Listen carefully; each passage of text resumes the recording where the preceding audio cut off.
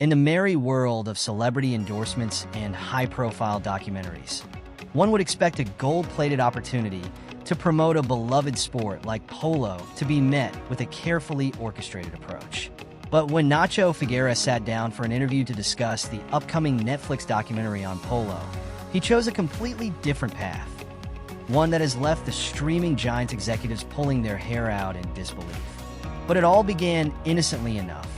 A charming female host asked Nacho for the inside scoop on the much-anticipated documentary.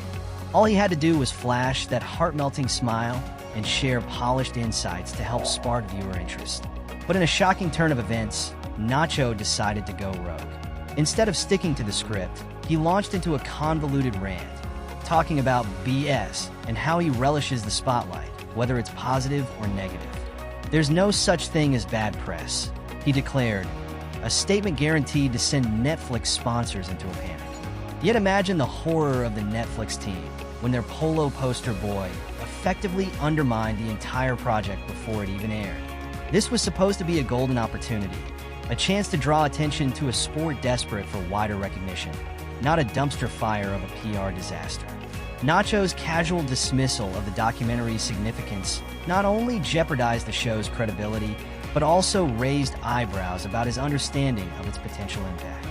In trying to rein in the damage, Nacho asserted that the series focuses on the US Open and not on Prince Harry, the only reason anyone might tune in to watch. He emphasized that the show was about the players and the game itself, effectively downplaying the one star who could actually draw an audience. It was a baffling move for a sport that, let's be honest, doesn't exactly attract the same attention as the Super Bowl.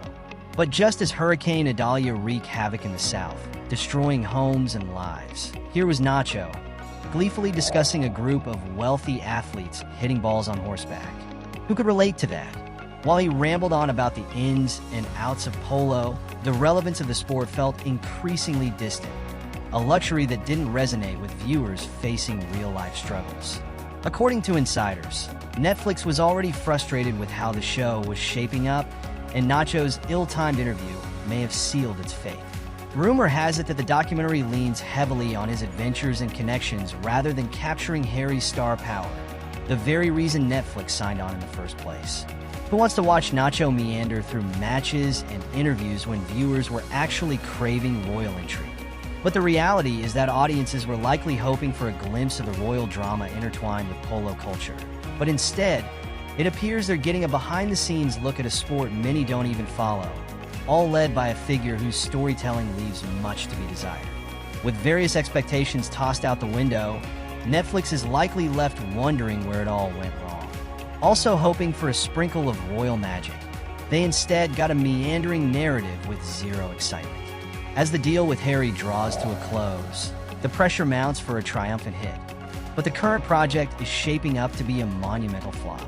And Nacho, he has unintentionally torpedoed his own show, probably infuriating a slew of executives in the process. And we were all ready for a thrilling ride through the majestic world of polo, seen through the lens of royalty.